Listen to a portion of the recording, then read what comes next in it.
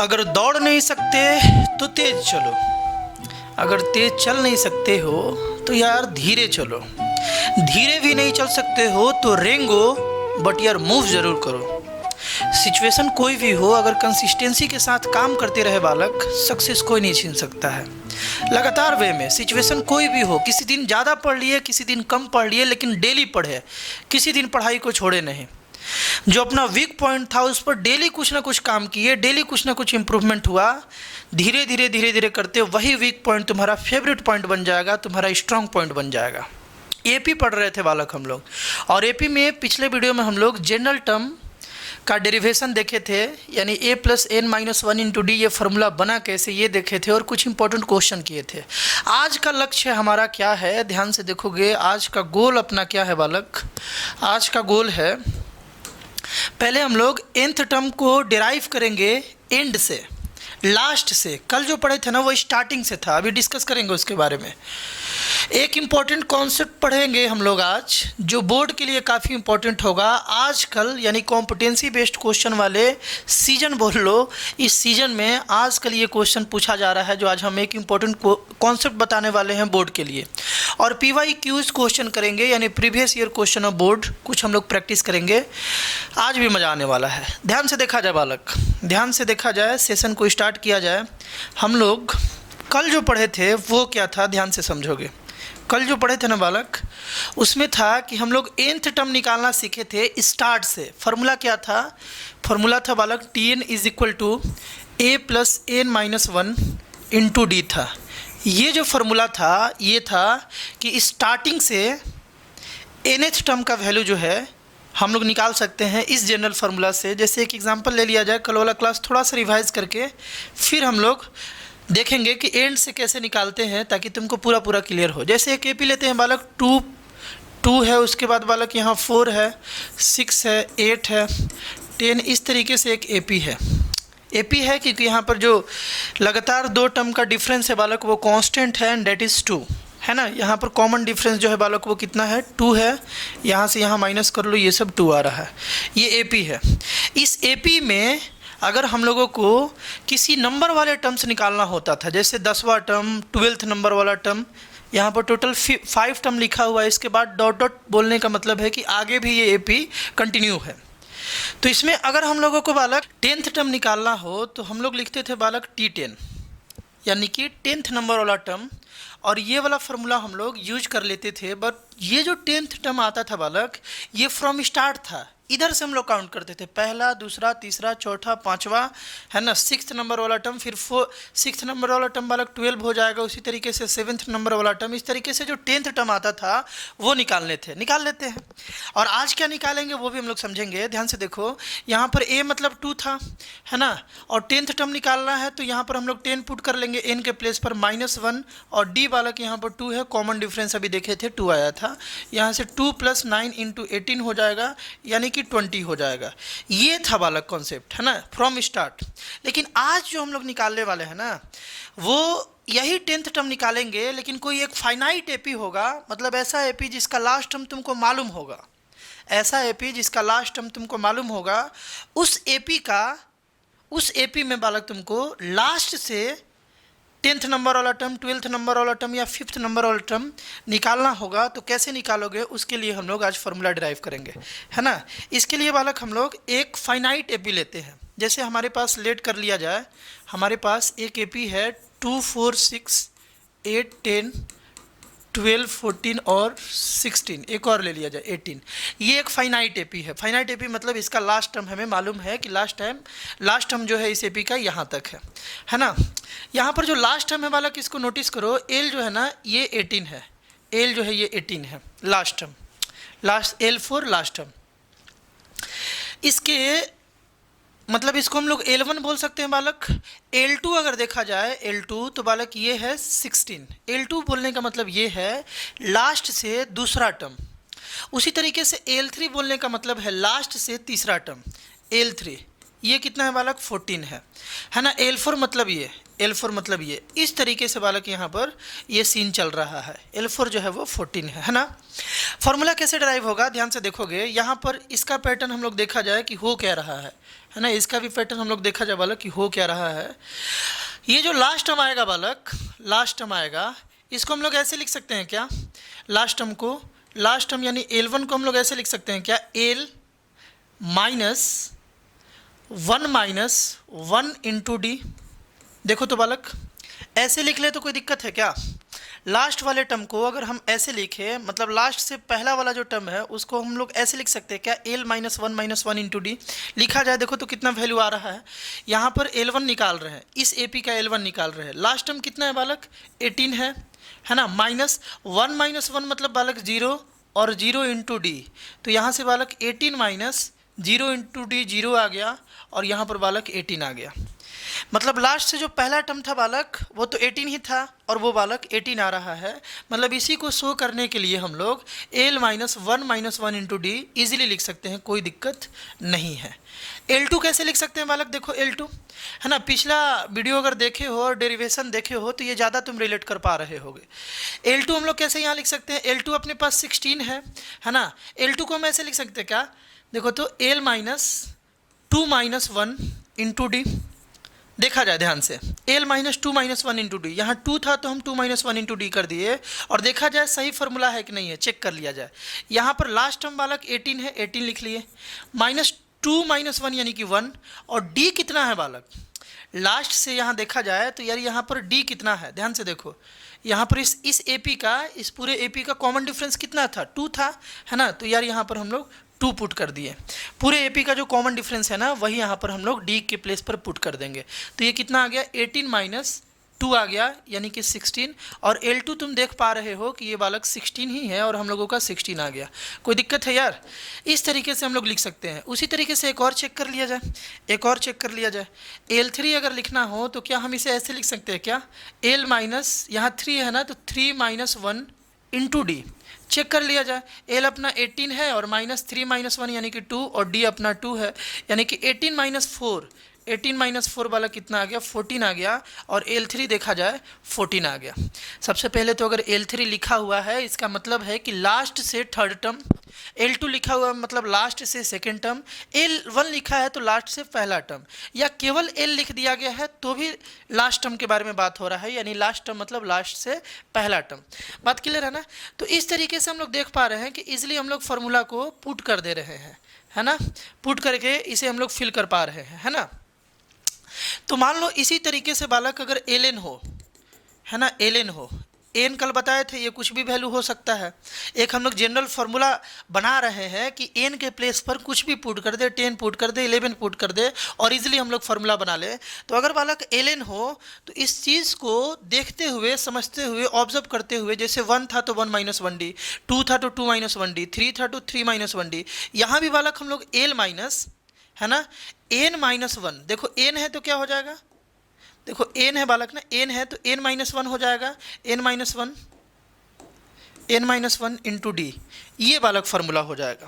बात समझ पा रहे हो क्या, ये जो है ना ये फार्मूला हो जाएगा, और इसको बोलेंगे जनरल टर्म फ्रॉम लास्ट, है ना, general term of AP from last. एक AP का लास्ट से अगर जनरल टर्म कोई निकालना हो, कोई भी टर्म निकालना हो, तो ये फार्मूला का हम लोग यूज कर सकते हैं, ln is equal to L minus n minus one into d. एक क्वेश्चन कर लेते हैं इस पर, ये फार्मूला क्लियर हो गया होगा, है ना, बड़ा आसान है यार। एक इस पर हम लोग क्वेश्चन कर लेते हैं, देखो क्वेश्चन करते हैं। क्वेश्चन कुछ ऐसा है, और इस टाइप का क्वेश्चन बालक आया भी हुआ है, जो कि बहुत ईजी है, डायरेक्टली फार्मूला का यूज करके हम लोग ईजिली बना सकते हैं। क्वेश्चन ये था, find the 11th term from the end of the AP। मतलब एक हम लोगों को AP दिया हुआ था इस तरीके से बालक 10 7 4, है ना, करते करते करते करते -62 था। लास्ट टर्म हमको मालूम है, लास्ट टर्म हमेशा मालूम होगा जब भी लास्ट से पूछेगा AP निकालने के लिए, तभी तो बता पाओगे भाई, है ना। तो इस AP का तुमसे 11th टर्म पूछ रहा है, लेकिन लास्ट से पूछ रहा है, एंड से पूछ रहा है ना। तो L11 हम लोग निकालेंगे, है ना बालक, L11 निकालेंगे। L11 कितना हो जाएगा, L माइनस 11 माइनस वन, है ना, इंटू बालक D हो जाएगा। L क्या है यहाँ पर, लास्ट टर्म है बालक, पढ़े ना अभी, ये लास्ट टर्म है, तो लास्ट टर्म इसका -62 यहाँ पुट कर देंगे, -11 माइनस वन यानी कि बालक 10 आ जाएगा, और 10 इंटू इस AP का D कितना है, तो बालक इस AP का जो D है ना वो -3 है, तुम चेक कर लो।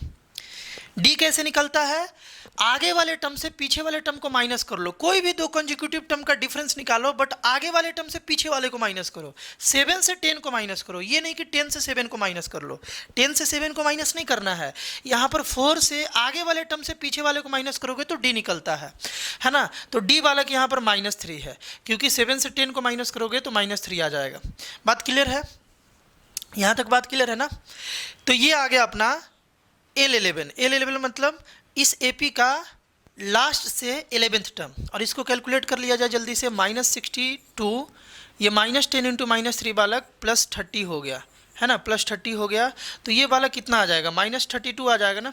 62 से 30 को माइनस करोगे बालक 32 आ जाएगा, और निगेटिव साइन यहाँ पर है बड़े वाले नंबर के पास तो माइनस लगा देंगे, यानी कि इसका आंसर बालक ये हो जाएगा। इस AP में जो भी ये गिवन AP है, इसमें पीछे से अगर हम लोगों को 11वां टर्म निकालना हो तो बालक इस तरीके से निकालेंगे और -32 आ जाएगा।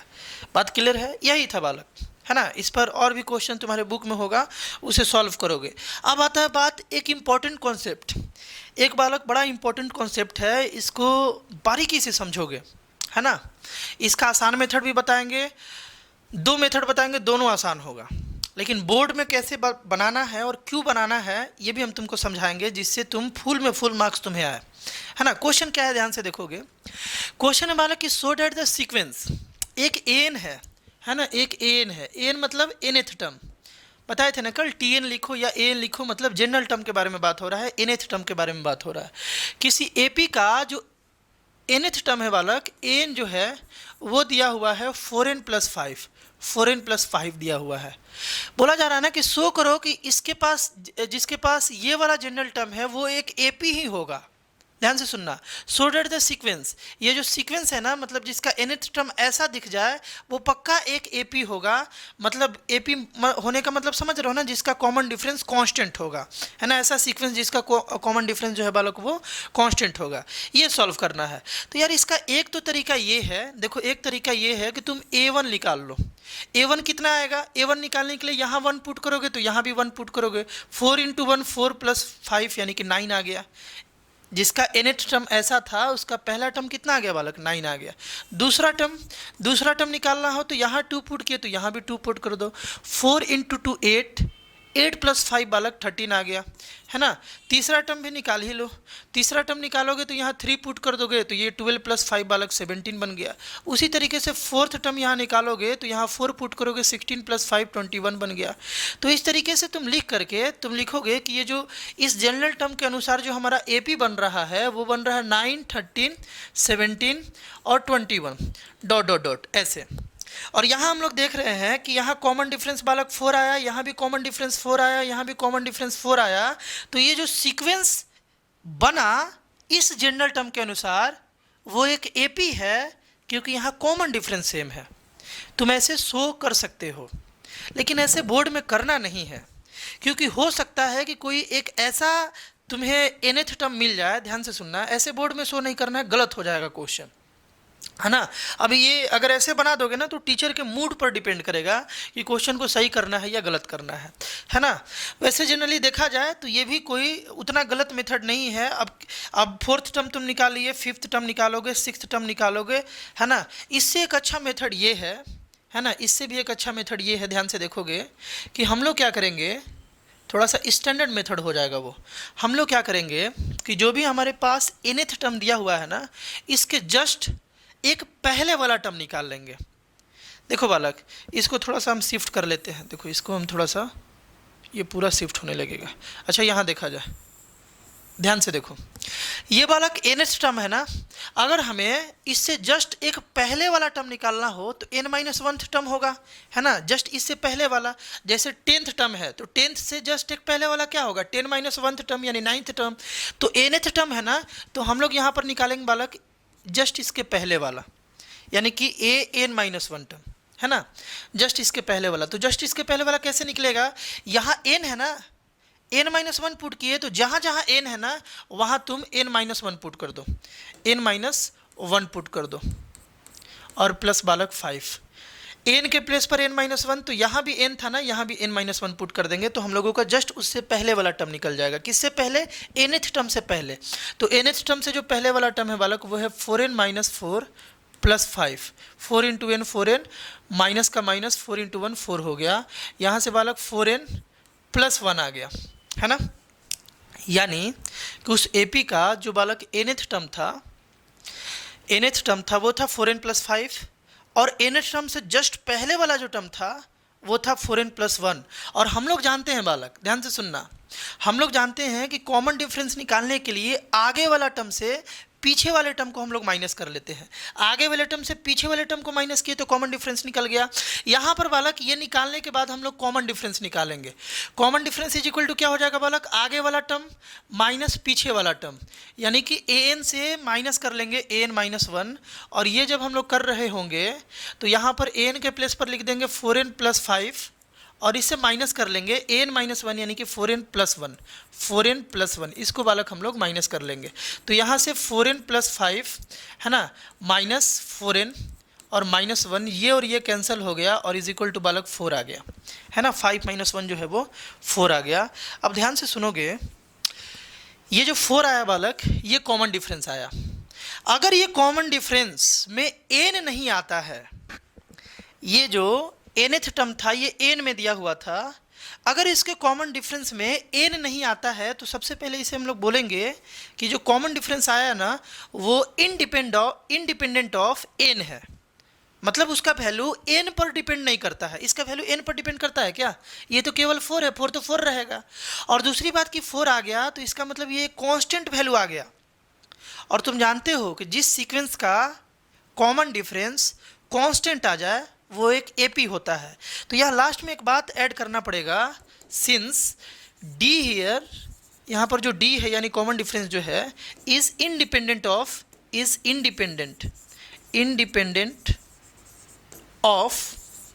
n के इंडिपेंडेंट है। अगर n के डिपेंडेंट होता ना बालक तो ये जो कॉमन डिफरेंस है ना ये बदलते रहता।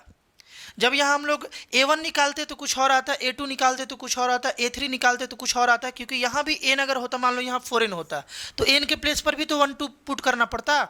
तो हर एक टर्म के लिए कॉमन डिफरेंस अलग अलग आने लगता। अलग अलग अगर आने लगता तो फिर यार समस्या होता, है ना। क्योंकि AP के लिए जो कॉमन डिफरेंस है वो कॉन्स्टेंट होना चाहिए, सेम होना चाहिए। तो क्या लिखेंगे? Since D here is independent of n, so the given sequence जो ये सीक्वेंस है बालक, है ना, इज एन AP। देखो इसको ओवरऑल कर देते, इसी मेथड से बनाओगे बालक, ये सबसे बेस्ट मेथड है और ये कभी बालक गलत नहीं होगा। दिख रहा है ना अच्छे से बालक, है ना, ये सबसे बेस्ट मेथड है और ये कभी गलत नहीं होगा, है ना। कैसा भी टीचर का मूड हो इस प्रोसेस को तो सही करना ही पड़ेगा उनको, है ना। क्वेश्चन में हम लोगों को ये था कि nth टर्म दिया हुआ था, जनरल टर्म दिया हुआ था, है ना, और हमसे शो करने बोला था कि ये एक AP है। तो हम लोग क्या करेंगे कि जस्ट उससे पहले वाला टर्म निकाल लेंगे।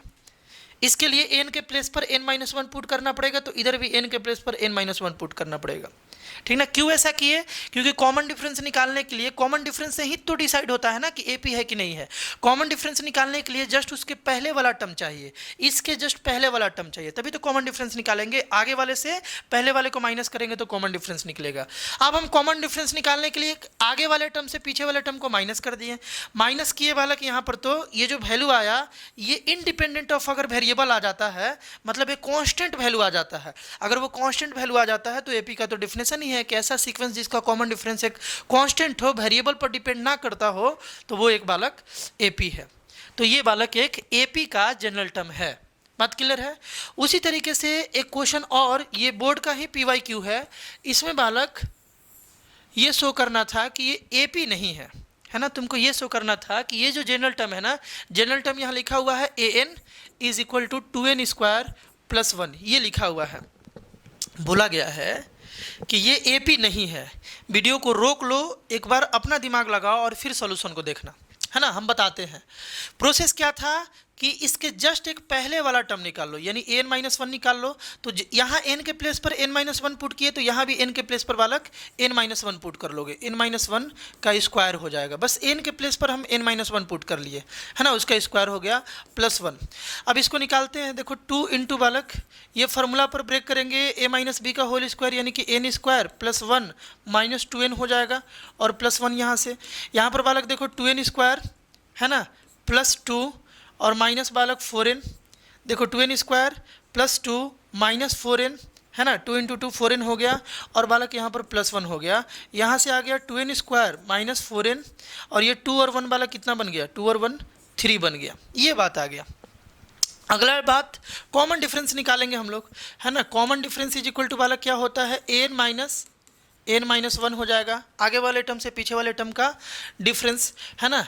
एन का वैल्यू लिख लेंगे 2n स्क्वायर प्लस वन, और इससे हम लोगों को माइनस करना होगा यहाँ पर 2n square minus 4n plus 3 को माइनस करना होगा। कोई दिक्कत, चलो माइनस कर लिया जाए। यहाँ से आ जाएगा बालक 2n square plus one minus 2n square है ना प्लस 4n और माइनस 3, ये और ये बालक कैंसिल हो गया, है ना। 1 और माइनस थ्री बालक यहाँ पर ये 4n को लिख लेते हैं, और ये 1 और माइनस 3 मिलकर माइनस 2 बन गया। ये बात आ गया, कॉमन डिफरेंस ये आ गया। एक बात बताओ, कॉमन डिफरेंस कांस्टेंट आया क्या, नको। ये जो है ये वेरिएबल पर डिपेंडेंट आया, एन के वैल्यू पर डिपेंड करेगा कि अलग अलग एन का वैल्यू पुट करते जाओगे, ये जो कॉमन डिफरेंस है वो अलग अलग आते जाएगा। यहाँ लिखोगे since D is not independent of n, है ना, या तुम लिखोगे कि d is dependent on n, ये भी लिख सकते हो बालक, है ना। यहाँ पर तुम ये भी लिख सकते हो कि यहाँ जो d है ना ये बालक डिपेंडेंट है, d is dependent on n, so this sequence is not an AP, ये बालक AP नहीं है। क्लियर है ना। ऐसा तुम्हारे बुक में भी क्वेश्चन मिलेगा, प्रैक्टिस इसी प्रोसेस से करना बालक, है ना। तुम समझ पा रहे हो ना, इसी प्रोसेस से अगर प्रैक्टिस करोगे तो सही रहेगा। एग्जाम में ऐसे ही बनाना होगा, फुल में फुल मार्क्स मिलेगा, क्योंकि टीचर को लगेगा कि तुमको डीप कॉन्सेप्ट मालूम है। बनाने का यही तरीका है। अगर तुम ऐसे बनाओगे तो यार हो सकता है ना कि यहाँ पर कुछ ऐसा बात आ जाए, ऐसा टर्म आ जाए, ऐसा जनरल टर्म दे दे कि वहाँ पर 6 रखने पर, 7 रखने पर, 8 रखने पर आगे कहीं जा करके उसका कॉमन डिफरेंस बदलने लगे, ऐसा भी तो हो सकता है ना। इसीलिए ऐसे हम लोग नहीं बनाते हैं, ये प्रोसेस प्रॉपर नहीं है पूरा, ये प्रॉपर है। बात क्लियर है। इसी तरीके से बनाओगे ये 2 क्वेश्चन। चलो बालक हम लोग कुछ बढ़िया क्वेश्चन करते हैं, है ना। ये जो क्वेश्चन है ना ध्यान से देखोगे, एक बार जरूर ट्राई करोगे इसे, बहुत बढ़िया क्वेश्चन है। ये भी बोर्ड में आया है, 2017 का ये क्वेश्चन है बालक, 2017 CBSE बोर्ड का ये क्वेश्चन है। यहाँ पर था ना कि if 7 times the 7th term of an AP, मतलब ये बोला गया था कि 7 से मल्टीप्लाई कर दो 7th टर्म को, T7 को, है ना। तो वो यार इक्वल हो जाता है 11 times the 11th term of the AP, यानी कि 11 इंटू T11 के बालक वो इक्वल हो जाता है। क्वेश्चन में ये बोला था, है ना। बोला गया था what will be it's 18th term, उसका 18th टर्म क्या होगा, ये बालक बात निकालना था। एक बार जरूर इसे ट्राई करोगे, ये मेरा हार्दिक इच्छा है इसे एक बार जरूर ट्राई करोगे और तभी इसका सोल्यूशन देखोगे, मज़ा आएगा इसे समझने में तुमको। ध्यान से देखो, यहाँ पर बालक हम लोग लिख सकते हैं ना 7 into A plus 7 minus 1 into D, है ना। उसी तरीके से यहाँ 11 into A plus 11 minus 1 into D हो जाएगा। कोई दिक्कत बालक, इस तरीके से लिख सकते हैं, क्योंकि T7A प्लस 7 माइनस 1D होता है और T11 A plus 11 minus 1D होता है, यानी कि 7 इंटू, यहाँ पर बालक ब्रैकेट लगेगा क्योंकि ये 11 जो है ना ये सबसे मल्टीप्लाई होगा, तो ये हो गया 11 प्लस 6D, और यहाँ पर हो जाएगा 11 इंटू A प्लस 10D हो जाएगा बालक, है ना, A प्लस 10D। अब मल्टीप्लाई कर लिया जाए तो ये बन गया बालक 7A प्लस 42D, और इधर आ गया बालक 11A ये, और इस साइड गया तो बालक 11 से 10 को मल्टीप्लाई किए तो 110D। कोई दिक्कत किसी को यार, किसी को कोई दिक्कत है तो बताओ। अब क्या किया जाए, ध्यान से देखोगे बालक। अब यहाँ पर क्या किया जाए कि हम लोग D को इधर लाते हैं, है ना, डी सारे को इधर लाते हैं या सब इन सबों को उस साइड लेकर के चलते हैं, तो इधर क्या बच जाएगा बालक, 0 बच जाएगा, यहाँ बचेगा 11a माइनस 7a, है ना, प्लस 110d, है ना, 110d, और बालक यहाँ पर माइनस 42d हो जाएगा, है ना, ये इस साइड गया तो माइनस में, यहाँ से 0 इज इक्वल टू बालक 4a आ गया, 4a माइनस 4a प्लस, है ना, 11a माइनस 7a 4a आ गया, और 110d माइनस 44d अगर किया जाए तो बालक ये 68d आ जाएगा, करके देख लेना, 10 से 2 गया 8, है ना, और ये 10 से 4 गया बालक 6। यहाँ तक बात क्लियर है? तुमको कुछ कॉमन दिख रहा है क्या? यहाँ पर बालक अगर हम 4 कॉमन ले लें तो यहाँ पर आ जाएगा a प्लस 17d आ जाएगा, है ना, a plus 17d is equal to 0। इस 4 को अगर इस साइड भेज दें, देखो इस 4 को अगर इस साइड भेज दें तो ये बालक 0 बन गया, क्योंकि इधर मल्टीप्लाई में उस साइड जाएगा तो डिवाइड में 0/4 0 हो गया, तो 0 इज इक्वल टू हम लोग लिख सकते हैं यहाँ पर a plus 17d, a plus 17d दिख रहा है ना अच्छे से तुमको? a plus 17d is equal to बालक हम लोग क्या बोल सकते हैं, 0। और एक बात बता दो हमको, 0 is equal to a plus 17 को अगर हम 18 माइनस 1 इंटू डी लिख ले तो क्या दिक्कत है? 17 को अगर हम लोग 18 माइनस 1 इंटू डी लिख ले तो कोई दिक्कत है क्या? 17 ही तो आ जाएगा 18 माइनस 1 डी। और इसको तुम क्या बोलोगे, इसको क्या बोलोगे बालक? तुम T18 नहीं बोलोगे क्या? ये T18 ही तो है, टर्म 18 निकालोगे तो a plus 18 minus 1 into D हो जाता है, और जो कि बालक 0 आ गया, यानी कि इस क्वेश्चन का आंसर जो था बालक वो 0 था। कोई दिक्कत? अगर तुम इसे ट्राई किए होगे ना तो बड़ा मज़ा आया होगा इसके सॉल्यूशन को सीख के कि ऐसे भी किया जा सकता है ना। चलो और क्वेश्चन देखा जाए बालक, आज बहुत बढ़िया बढ़िया क्वेश्चन हम लोग करने वाले हैं, है ना। एक क्वेश्चन कुछ ऐसे है, ध्यान से देखोगे, is 51 a term of the AP?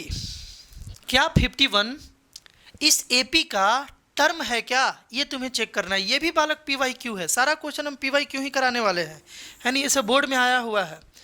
बात क्लियर है कि 51 जो है इस AP का टर्म है क्या? देखो AP क्या है, 5 है, 8 है, 11 है और 14 है ना। इस क्वेश्चन को भी ट्राई करो, इस क्वेश्चन को भी ट्राई करो कि इस AP में कहीं ना कहीं 51 आ जाएगा क्या? तो देखो ऐसे क्वेश्चन को बनाने के लिए हम लोग लेट कर लेंगे पहले कि हाँ आएगा, लेट कर लिया जाए। Let 51 is its nth term, इस AP का nth टर्म है, nth टर्म, इसे हम लोग लेट कर लिया जाए। तो इसका मतलब a plus n minus 1d यानी कि nth टर्म जो होगा वो 51 हो जाएगा। जो यहाँ लेट किए उसी को मैथमेटिकल फॉर्म में लिख दिए, है ना। a क्या है बालक? इस AP का a जो है वो 5 है प्लस n माइनस 1 और इंटू d कितना है? d जो है बालक वो 3 है, 8 में से 5 को माइनस किए 3 आ गया, ये आ गया 51। इस 5 को इस साइड लेकर के चलते हैं तो n minus 1 into 3 is equal to 51 minus 5 यानी कि 46, n minus 1 into 3 is equal to 46। बात क्लियर है? आगे देखोगे, आगे देखोगे बालक, इस 3 को अगर हम इस साइड लाए तो डिवाइड में आ जाएगा, तो n minus 1 is equal to 46/3 आ गया। और 1 को इस साइड भेजे तो बालक n is equal to 46/3 plus 1 आ गया। 3 एलसीएम ले लिए यहाँ पर, तो 46 प्लस 1 इंटू 3 3 हो गया, यानी कि 49/3 आ गया। n का वैल्यू, n का वैल्यू बालक 49/3 आ गया। और ये 49 को 3 कैंसिल भी नहीं कर सकता है। तुम अब अपना बुद्धि लगाओ कि क्या ये AP है? n क्या है? नंबर ऑफ टर्म है। नंबर ऑफ टर्म बालक किसी AP में क्या आता है? पहला आएगा, दूसरा आएगा, तीसरा आएगा, चौथा आएगा, 5th नंबर वाला आएगा, 6th नंबर वाला आएगा। क्या ऐसा आएगा क्या 1.5th नंबर वाला? पॉइंट में आ सकता है क्या? फ्रैक्शन में नंबर आ सकता है क्या? किसी AP का जो टर्म है वो पहला हो सकता है, दूसरा हो सकता है, तीसरा हो सकता है ना। 2.5th हो सकता है क्या? नहीं हो सकता है ना। 1.5 वाला टर्म हो सकता है क्या? 1.5th हो सकता है क्या? नहीं हो सकता है। यानी फ्रैक्शनल वैल्यू n का अगर आ जाए, ध्यान से सुनना, n मतलब इस तरीके से इस प्रोसेस से निकालोगे और n का वैल्यू अगर फ्रैक्शनल आ जाए, इसका मतलब ये जो है ना इस AP का टर्म नहीं है, इस AP का टर्म नहीं है। अगर इस AP का टर्म होता तो जिस तरीके से ये पहला है, दूसरा है, तीसरा है, चौथा है, उसी तरीके से n का वैल्यू कोई नेचुरल नंबर आता कि इतने नंबर वाला टर्म है। बट ये फ्रैक्शनल नंबर आ रहा है, जिसके कारण ये 51 जो है इसका टर्म नहीं है। तो क्या लिखोगे लास्ट में? Since n is fraction, n is fraction here, n जो है ना यहाँ पर क्या है बालक? Fraction. So 51 is not a term, of the given AP, of the given AP. इस एपी का 51 टर्म नहीं है। बात समझ पाए होगे बालक? इजी बात ये भी था, है ना? क्लियर है ना? नेक्स्ट क्वेश्चन देखा जाए। ये भी बड़ा शानदार क्वेश्चन है और बालक ये भी PYQ ही है। एक बार जरूर ट्राई करो, है ना? एक बार बालक इस क्वेश्चन को जरूर ट्राई करो, दिख रहा है ना? एक बार जरूर इस क्वेश्चन को ट्राई करो और उसके बाद इसका सोल्यूशन देखोगे, है ना? क्वेश्चन में ये था कि find the middle term of the AP. इस एपी का मिडिल टर्म निकालना है। एपी बालक डिक्रीजिंग है, पहले 213 है, फिर 205 है, फिर 197 है। इस तरीके से एपी है, डिक्रीजिंग एपी है, यानी कॉमन डिफरेंस निगेटिव होगा, है ना? बताए थे पिछले वीडियो में। तो इस एपी का सबसे बीच वाला जो टर्म होगा ना, उसके बारे में तुमको बताना है। बड़ा बढ़िया क्वेश्चन है ना? तो यार बीच वाला टर्म बताने के लिए तुमको एटलीस्ट इतना तो मालूम होना चाहिए ना कि टोटल नंबर ऑफ टर्म कितना है। इस एपी में टोटल नंबर ऑफ टर्म कितना है ये पहले मालूम होना चाहिए, तभी तो तुम बीच वाला बता पाओगे। जैसे मान लो टोटल नंबर ऑफ टर्म इस एपी में, एक हम एपी लिख रहे हैं 2 4 6 8 10, है ना? इस एपी में टोटल नंबर ऑफ टर्म 5 है। तो तुमसे पूछा जाए, देखो टोटल नंबर ऑफ टर्म 5 है, तुमसे पूछा जाए बीच वाला टर्म कौन है। बीच वाला टर्म निकालने के लिए हम लोग देखो 5 है ना, तो 5 + 1/2 कर देंगे। ये वाला टर्म इसका बीच है ना? 5 था तो इसमें 1 ऐड करके 2 से डिवाइड कर दे, यानी कौन सा? देखो 6/2 टर्म जो है इसको कैंसिल कर दे, यानी कि थर्ड जो टर्म है, थर्ड टर्म है ना, वो इसका बीच वाला टर्म है। देखो 2 इधर से ये बीच वाला टर्म है, तो स्टार्टिंग से जो थर्ड टर्म है वही इसका बीच वाला टर्म है। ये प्रोसेस है इसका निकालने का, है ना? बट मालूम था ना यहाँ पर कि 5 है, इसीलिए 5 + 1/2 कर दिए। यहाँ तो मालूम ही नहीं है कि यहाँ पर टोटल नंबर ऑफ टर्म कितना है, तो पहले निकालेंगे, लेट कर लेंगे। Let 37 be its nth term. और तुम देखना, ध्यान से देखो, तुम देखना यहाँ पर कि इस एपी का ना 37 एक टर्म है, जिसके कारण यहाँ से n का वैल्यू कोई ना कोई एक नेचुरल नंबर आ जाएगा। तुम देखना अभी, है ना? मतलब हम लोग लेट कर लिए पता लगाने के लिए कि कितने नंबर वाला टर्म है ये, मतलब इस एपी में टोटल कितना टर्म है। जैसे मान लो अभी लिखे थे ना 2 4 6 8 और 10, पूछा जाए कि इस एपी में टोटल कितना टर्म है, तो जितने नंबर पर ये आता है लास्ट वाला टर्म, जितने नंबर पर आ रहा है इसका n का वैल्यू जो भी है उतना ही इसमें एपी है। ये 5th नंबर पर आ रहा है, तो टोटल एपी इसमें कितना है, टोटल टर्म इस एपी में कितना है, 5th है, 5 है। बात क्लियर है ना?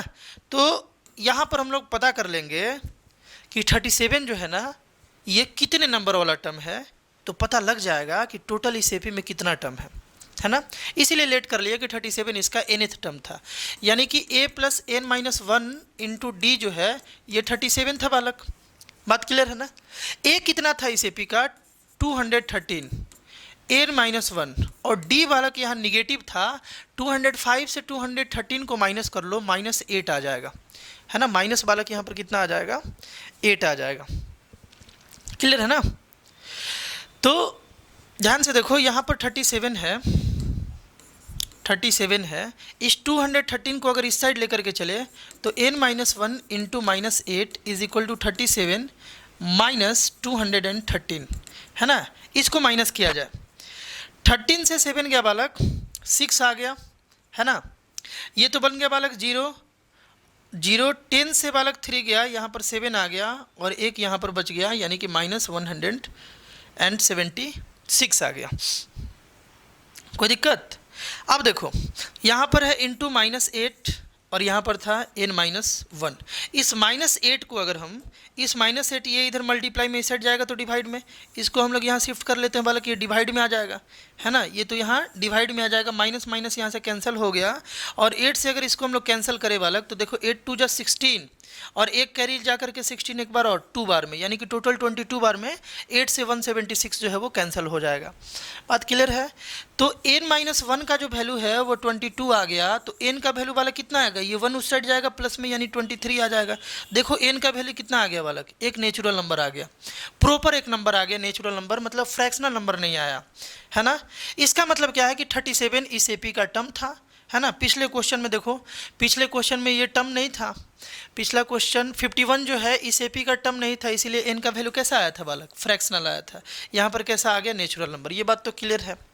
अब आते हैं इस क्वेश्चन के अनुसार क्या पूछा गया था।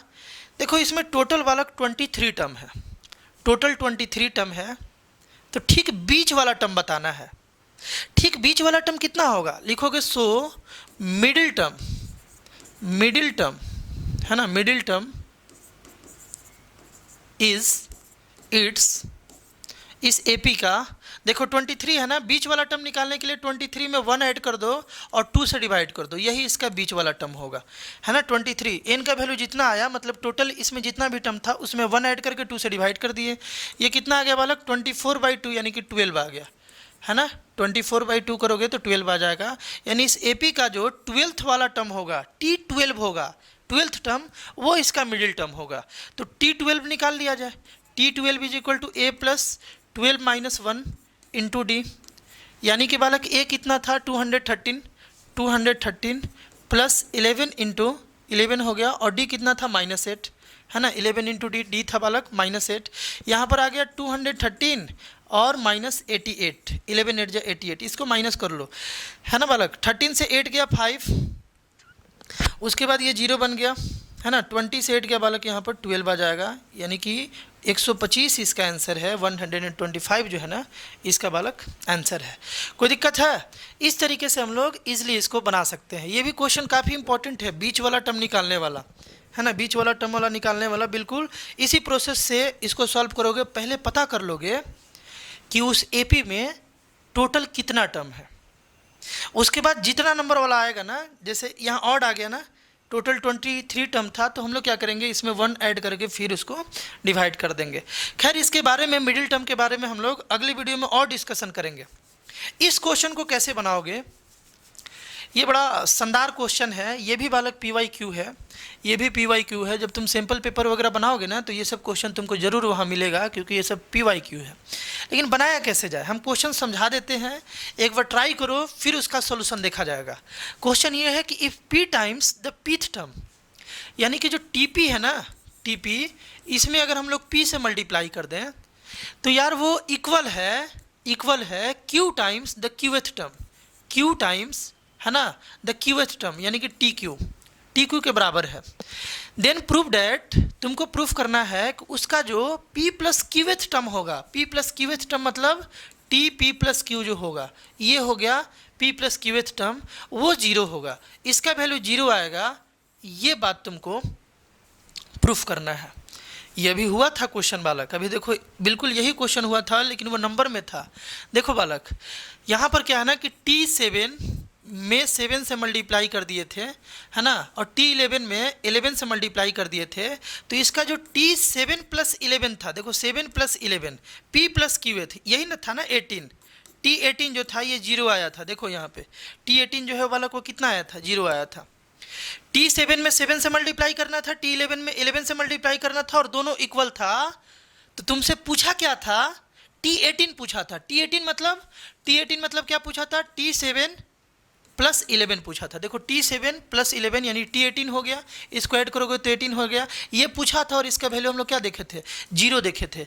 NTSC के लिए बालक, ओलंपियाड एग्जाम के लिए बहुत अच्छा एक कॉन्सेप्ट भी है, ये बहुत अच्छा एक कॉन्सेप्ट भी है कि अगर ऐसा निकालना हो तो हमेशा ये 0 आएगा, ये ध्यान रखना है ना। सेम क्वेश्चन है कि TP में P से मल्टीप्लाई कर दिए, TQ में Q से मल्टीप्लाई कर दिए, और ये दोनों अगर इक्वल बात है तो कंफर्म हो गया कि TP प्लस Q, देखो TP प्लस Q जो होगा ना वो 0 होगा, इसको प्रूफ करना है। एक बार ट्राई करो, फिर सोल्यूशन देखना। चलो देखते हैं बालक, इसका सोल्यूशन भी देख लेते हैं। ट्राई कर लिए हो तुम तो। देखो यहाँ पर क्या हो जाएगा, P इंटू, यहाँ पर TP को क्या लिखेंगे बालक, A plus P minus 1 into D लिख लेंगे, TP का मतलब यही हुआ।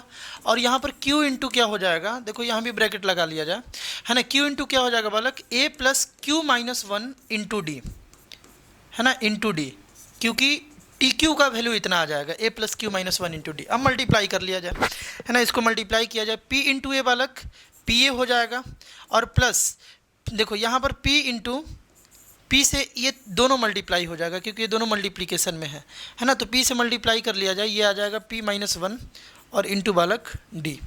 कोई दिक्कत, या PD भी लिख सकते थे इसको, इज इक्वल टू यहाँ पर A क्यूब हो जाएगा, है ना, और Q जब इस साइड जा रहा है, मतलब इससे मल्टीप्लाई हो रहा है, तो कितना हो जाएगा, Q into Q minus 1 into D।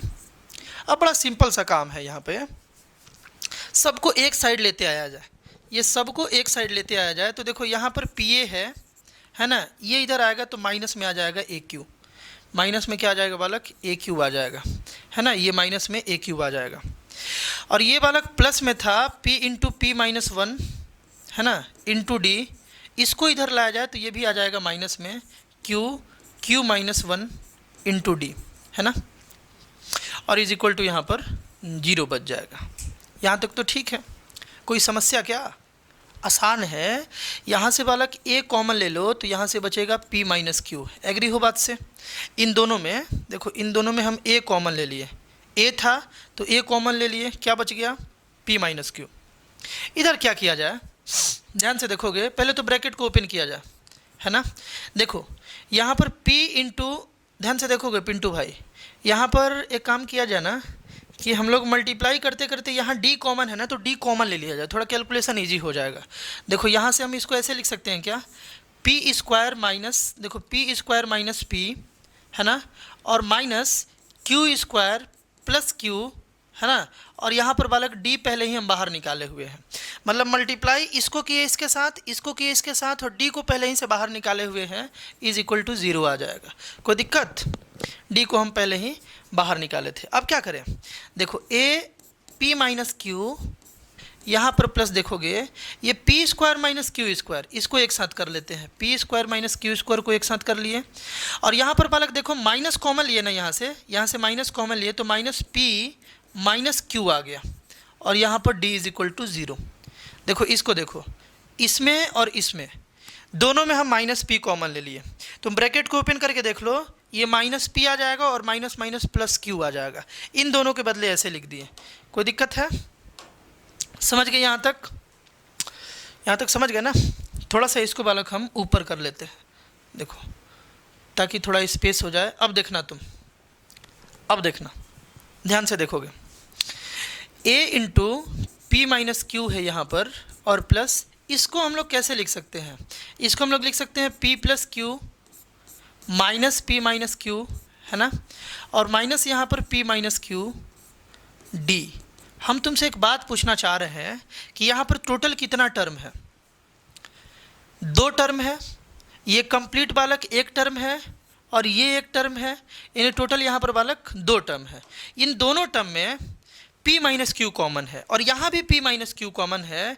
हम ये बोलना चाह रहे थे कि हम p माइनस क्यू को कॉमन निकाल ले रहे हैं, है ना, p माइनस क्यू को बालक हम कॉमन निकाल ले रहे हैं, तो यहाँ से बच रहा है a, देखो यहाँ से a बच गया और यहाँ प्लस था तो प्लस, ये p माइनस क्यू को तुम कॉमन निकाले हो तो यहाँ से तो यार p प्लस क्यू बचेगा, है ना, ये p माइनस क्यू को कॉमन निकाले हो तो यहाँ से p प्लस क्यू बचेगा, और माइनस में यहाँ पर माइनस के साथ यहाँ 1 बच जाएगा क्योंकि ऑलरेडी ये कॉमन निकल गया है।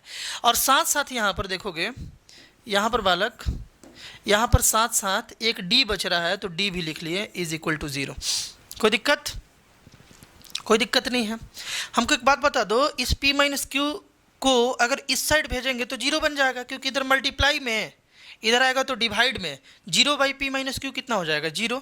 यानी कि हम लोग डायरेक्ट लिख सकते हैं कि a plus P plus q minus 1, है ना, इंटू डी, है ना, ऐसे लिखेंगे। ये d यार इसके साथ नहीं था, देखो ध्यान से, ये d जो है ना ये a के साथ नहीं था, यहाँ पर थोड़ा सा गलती हुआ है, इसको सुधार लिया जाए। ये जो है ना, ये d जो है ना इसके साथ नहीं था, ये d इसके साथ था तो d यहाँ रहेगा। देखो ये d इन लोगों के साथ था, इन लोगों के साथ था, a के साथ तो नहीं था, तो a के साथ हम लोग d को इंक्लूड नहीं करेंगे, a plus P plus q minus 1 into D हो जाएगा। बात क्लियर है ना। अब देखोगे यहाँ पे इस p माइनस क्यू को इधर भेज दिया, 0 बन गया, ये क्या बन गया, a plus P plus q minus 1 into d is equal to 0। और हम तुमसे एक छोटा सा बात पूछ ले रहे हैं कि यार ये है क्या, ये क्या है, a plus P plus q minus 1 into D, क्या ये t p प्लस क्यू नहीं है क्या। ध्यान से देखो, ध्यान से देखो बालक, अगर tn निकालना होता है तो तुम क्या करते हो, a plus n minus 1 into d, है ना। अगर तुमको tn प्लस 1 निकालना होता तो क्या करते, a plus n plus 1 minus 1 into d करते, है ना। तो अगर टी पी प्लस क्यू निकालना हो, ध्यान से देखोगे, अगर तुमको टी पी प्लस क्यू निकालना हो तो तुम क्या करोगे, टी पी प्लस क्यू निकालना हो तो क्या करोगे, टी पी प्लस क्यू, इसका वैल्यू क्या आएगा, A plus P plus Q, P यहाँ जो भी होता है ना वो यहाँ लिखाता है और -1 इंटू डी हो जाता है, यही आएगा ना, यही बात आएगा। और इसका वैल्यू कितना ला दिए हम लोग, 0 ला दिए, तो हम लोग डायरेक्ट लिख सकते हैं बालक, इसका वैल्यू 0 आ गया ना, A P plus q minus 1 D का वैल्यू 0 आ गया। तो हम लोग यहाँ सिंपली लिख सकते हैं कि T18 जो होगा, sorry T P plus Q जो होगा वो बालक 0 आ रहा है। यहाँ से हम लोग क्लू लगाए, कोई दिक्कत?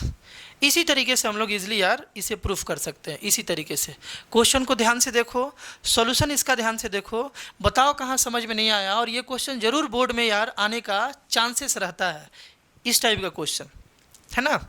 दोनों क्वेश्चन ध्यान रखोगे, ये भी ध्यान रखोगे, बताए थे एनटीएससी के लिए कि यहाँ पर भी बालक 0 आया था, है ना। यहाँ पर भी देखा जाए बालक तो 0 आया था, 18th वाले में 0 आया था ना। तो ये रूल ध्यान रखोगे, ये रूल जो है वो ध्यान रखोगे।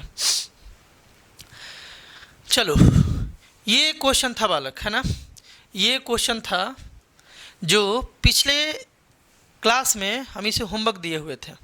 पिछले क्लास में कल का जो वीडियो था उसमें इसे हम होमवर्क दिए हुए थे और बहुत बच्चे इसको सही भी बना रहे थे। हम बताए थे कि ये क्वेश्चन में कुछ खास है नहीं, पूरे एपी में कुछ खास नहीं है, बस थोड़ा सा एपी का कॉन्सेप्ट यूज कर लेना है, अपना आईक्यू यूज करना है और लीनियर इक्वेशन इन 2 वेरिएबल में जो वर्ड प्रॉब्लम सॉल्विंग स्किल जो डेवलप हुआ था तुम्हारे अंदर ना, उसका यूज कर लेना है। यानी सेंटेंस पढ़ के इक्वेशंस बनाने का जो कला है, जो आर्ट है, वो यहाँ पर यूज करना है, किया जाए। Which term of the AP, एक एपी दिया है बालक अपने को, देखो 3 है, 15 है, 27 है, 39 है, ये एक एपी है। बोला जा रहा है कि इस एपी में कौन सा टर्म होगा जो इसके 21st टर्म से, इस एपी के 21st टर्म से 120 ज़्यादा होगा, वो कौन सा टर्म होगा।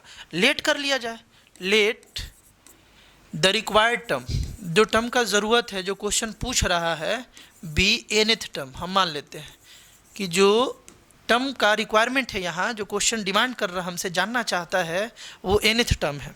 अब इक्वेशन बनाते हैं, देखो बड़ा सिंपल इक्वेशन इसका बनेगा। इक्वेशन बनाते हैं, है ना। बोल रहा है कि ये जो nth टर्म है ना, nth टर्म है ना, इस एपी के 21st टर्म से, यानी कि इस एपी के T21 से, ये वाला जो है ना, ये वाला 120 ज़्यादा आना चाहिए, ये जो है 120 ज़्यादा आना चाहिए, है ना। तो इक्वेशन बनाने के लिए जाहिर सी बात है कि T21 जो है इससे 120 कम होना चाहिए।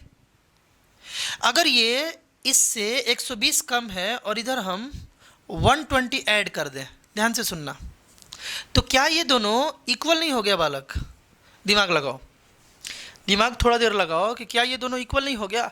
हमसे पूछा गया था कि एक ऐसा टर्म बताओ इस एपी का जो इसी एपी के T21 टर्म से 120 ज़्यादा हो। तो वो Tn मान लिए, Tn को क्या होना चाहिए, इसके T21 टर्म से 120 ज़्यादा होना चाहिए, इसीलिए इधर 120 हम लोग ऐड कर दिए। कोई दिक्कत बालक?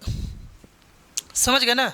अब इसी इक्वेशन को सॉल्व करोगे, n का वैल्यू निकालोगे और वही तुम्हारा आंसर हो जाएगा। तो यहाँ से आ जाएगा बालक a plus n minus 1 into d, है ना, और यहाँ पर आ जाएगा a plus 21 minus 1 into D plus 120, है ना।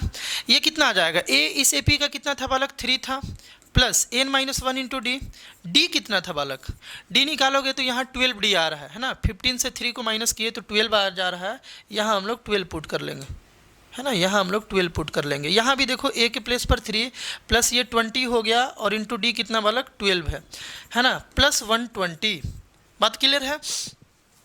अब क्या किया जाए, यहाँ पर 3 प्लस 12 इंटू एन, देखो 12 इंटू एन बालक 12n आ गया, है ना, 12n आ गया और माइनस 12 आ गया, ठीक है, इज इक्वल टू 3 प्लस ये दोनों को मल्टीप्लाई किया जाए 240 आ गया प्लस 120।